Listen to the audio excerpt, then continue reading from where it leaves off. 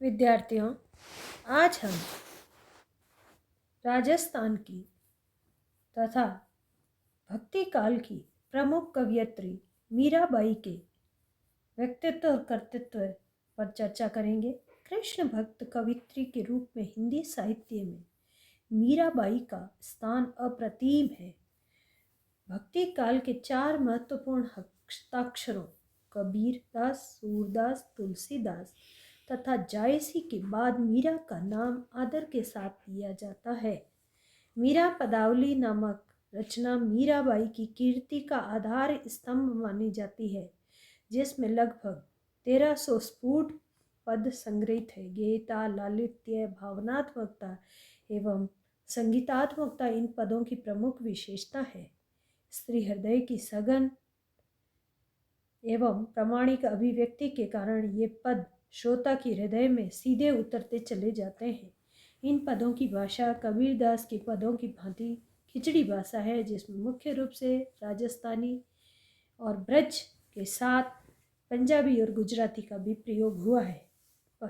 पदावली के अतिरिक्त विद्वत जन मीराबाई की जिन रचनाओं की बात करते हैं वे है नरसिंह जी को मायरो, गीत गोविंद टीका, राग गोविंद, मीराबाई का मल्हार और गरबा गीत। किंतु इन कृतियों को आधिकारिक तौर पर मीराबाई की रचनाएं नहीं कहा जा सकता, क्योंकि एक तो स्वयं इन रचनाओं की प्रामाणिकता संदिग्ध है, दूसरा मीराबाई की जीवन स्थितियों और प्रकृति को देखकर नहीं लगता कि शांत चित भाव से बैठकर उन्हें इतनी रचनाशीलता का समय मिला होगा। प्रामाणिक जानकारी के अभाव में मीराबाई के जन्म, विवाह, वैधव्य जैसी महत्वपूर्ण घटनाओं के लेकर इतिहासकारों में प्रायः मतभेद रहा है, लेकिन फिर भी सर्वसम्मति से एक राय बना ली गई है कि मीरा का जन्म मेड़ता, राजस्थान के राज परिवार में 1498 में हुआ तथा मातृहीना मीरा का लालन पालन, शिक्षा दीक्षा ददियाल में उनके अपने चचेरे भाई के साथ हुई, जिस कारण परिवार की अन्य लड़कियों से अलग वह घर से बाहर रहकर लड़कों की भांति घुड़सवारी और तलवारबाजी की शिक्षा लेने लगी। जहाँ कुछ इतिहासकार मानते हैं कि माँ की मृत्यु उन्हें जन्म देते समय हो गई, वहीं कुछ इतिहासकार इस तथ्य का विरोध भी करते हैं। वे मानते हैं कि मीरा के जीवन को दिशा देने में उनकी माँ का महत्वपूर्ण योगदान था। उनके अनुसार परिवार में हुए विवाह अनुष्ठान को देखकर दूल्हा पाने के लिए हट करती हुई 7 वर्षीय मीरा को चुप कराने के लिए माँ ने मीरा के हाथ में कृष्ण की मूर्ति थमा दी और कहा, यही तुम्हारा दूल्हा है। यह घटना मीरा के बाल मन पर इतनी गहरी अंकित हुई कि 1516 में 18 वर्ष की आयु में चित्तौड़ के राणा सांगा के पुत्र भोजराज से विवाह होने पर भी वह उन्हें अपना पति नहीं मान पाई। मीरा का वैवाहिक जीवन सुखद नहीं था। विशेषकर 1521 में पति की मृत्यु के बाद उनका जीवन कांटों की सेज बनकर रह गया। मीरा के ससुर राणा सांगा मीरा का जितना आदर मान करते थे, उनकी मृत्यु के बाद उनका पुत्र और चित्तौड़ का राजा राणा विक्रमादित्य मीरा के प्रति उतना ही निर्मम और क्रूर होता चला गया। मीरा के प्रति राणा के क्रोध का मूल कारण ये था कि मीरा का आचरण तत्कालीन युग की अन्य स्त्रियों की भांति नहीं था। मीराबाई ने जीवन के हर मोड़ पर जड़ निर्जीव परंपराओं और उत्पीड़न का विरोध किया। जहाँ राजपुताने की अन्य स्त्रियां पति की मृत्यु के बाद सती हो जाया करती थी, वहाँ मीरा सती नहीं हुई। यही नहीं, वैधव्य के अकेलेपन को काटने के लिए राजमहल के किसी निर्जन कोने की शरण नहीं ली, बल्कि राजमहल से बाहर निकलकर मंदिरों में साधु संगति और भजन कीर्तन करना शुरू किया। ये किसी भी राज परिवार की मर्यादा के अनुकूल नहीं थी। इसीलिए किंवदंती है कि राणा ने एक नहीं अनेक बार मीरा को मारवाने के षड्यंत्र रचाए, लेकिन हर बार मीरा बच निकली। मीरा ने स्वयं अपने पदों में राणा की इन हरकतों का पर्दाफाश किया है। सांप पिटारा राणो भेजिया, मीरा हाथ दियो जाए नाय धोय देखण लागे साम गया पाए।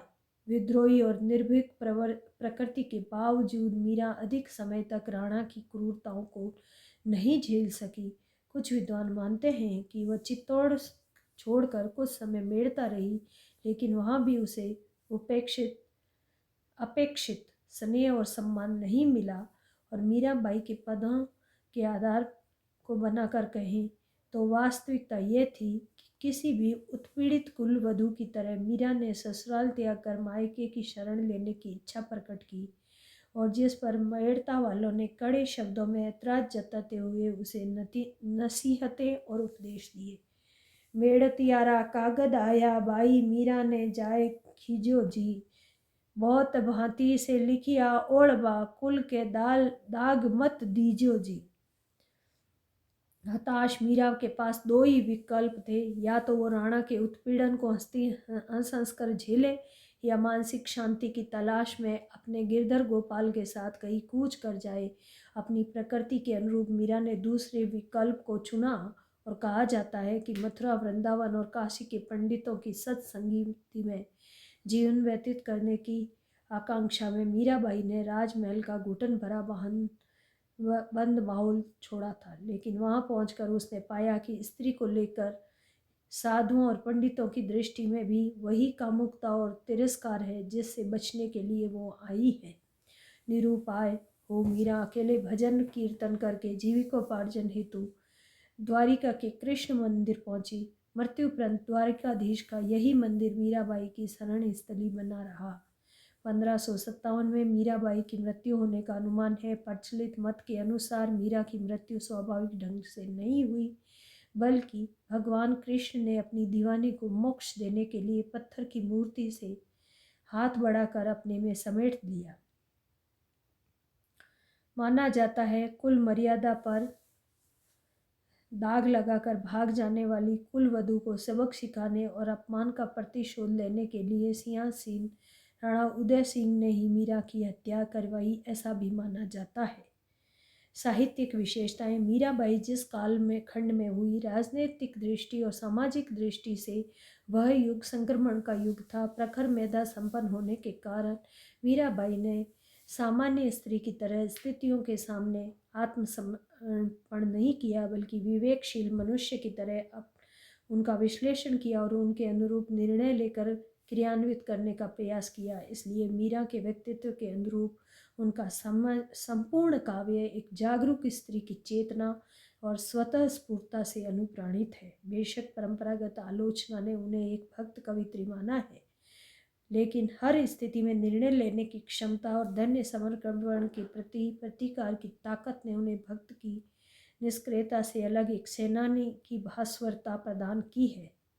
इसलिए कृष्ण की उपासिका होने के बावजूद वे न किसी संप्रदाय में दीक्षित हुई और न नवदा भक्ति जैसे कर्मकांडी विद्वानों या भक्ति दर्शन की दार्शनिक सैद्धांतिक शब्दावली के साथ वैसा संबंध जोड़ पाई जैसा सूर तुलसी में मिलता है। मीरा का काव्य युगीन वर्जनाओं और परंपराओं के खिलाफ एक स्त्री की मुक्ति कामना का स्वर भी है, जिसे तब तक भली भांति नहीं समझा जा सकता जब तक उनके युग की जड़ समाज व्यवस्था की गहरी पड़ताल न की जाए। मध्यकालीन भारतीय साहित्य सामंती मूल्यों को प्रश्रय देता था, जो शास्त्रानुमोदित परंपरा से चला आ रहा धर्म सम्मत है।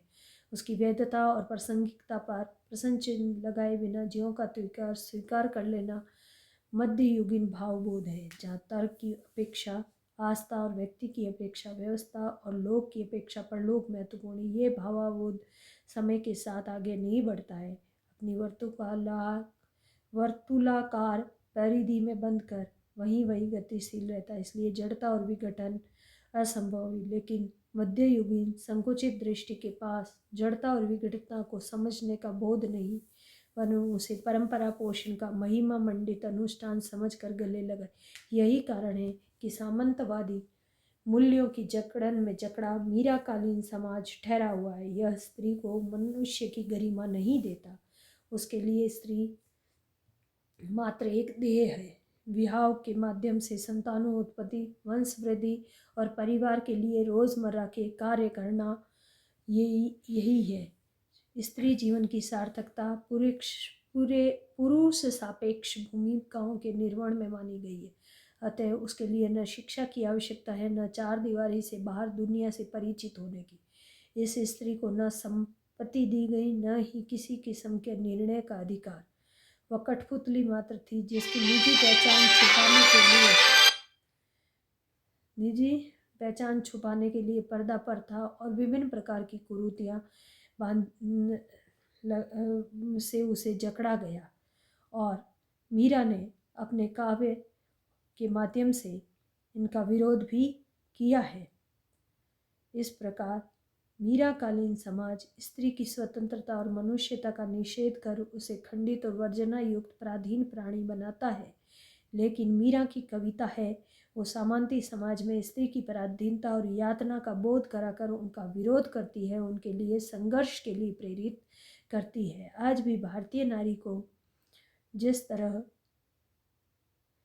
राज सत्ता, पुरुष सत्ता और लोक रूढ़ी और कुल कहानी से गुलाम बनाकर रखी जाती है, मीरा के काव्य से इनके विरोध और संघर्ष की प्रेरणा मिलती है।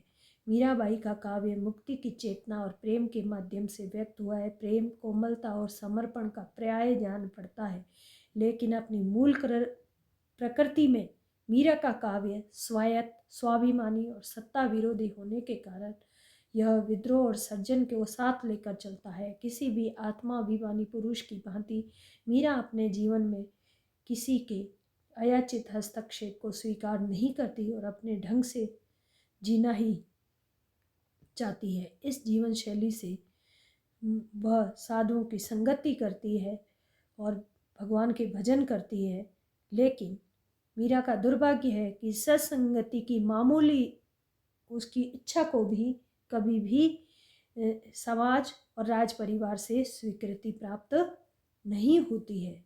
और मीरा बताती है कि हरि भक्ति में लज्जाजनक जैसा कुछ भी नहीं है। इससे तो उसके पितृकुल और ससुर कुल दोनों का ही उद्धार होगा। एक कुल तरिया राणा आपणो, दूजो वंश राठौड़, तीजो तरियो राणा मेड़, तो चौथो गढ़ चित्तौड़। साथ ही साथ उनका काव्य है वो स्त्री और स्त्री के जीवन के साथ ही भक्ति की भी प्रेरणा देता है। और चारित्रिक दृढ़ता, ईमानदारी, पारदर्शिता मीरा की पहचान है। यह नहीं समझ वह मीरा के काव्य में चार चांद लगाती है। मीरा है वह मनुष्यता और स्त्री के गौरव के खिलाफ जहाँ भी स्थितियाँ पैदा होती है, वह आक्रामक स्वर में उनका पुरजोर विरोध करती है। मीरा के भीतर नारी वैषम्य और दमन पर आश्रित विवाह संस्था की जड़ता के कारण आहत है। प्रेम उसे परिपूर्णता नहीं दे पाता है। मीरा सह अस्तित्व पर समाज की परिकल्पना करना चाहती है, लेकिन उसकी यह बात कोई भी समझना नहीं चाहता है। लेकिन वह किसी भी तरह से सामाजिक जो कुरीतियाँ, रूढ़ियाँ और जो नियंत्रण है जो स्त्री के व्यक्तित्व विकास में बाधक है, जिनका वह विरोध भी करती है और नारी की मुक्ति का स्वर है वो उद्वेलित भी करती है। धन्यवाद।